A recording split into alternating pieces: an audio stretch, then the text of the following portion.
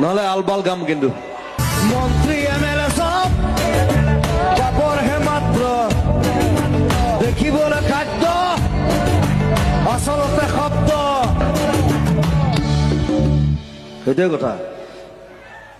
মই কৈছো মন্ত্ৰী মানে চব পাপৰ টাইপ মানে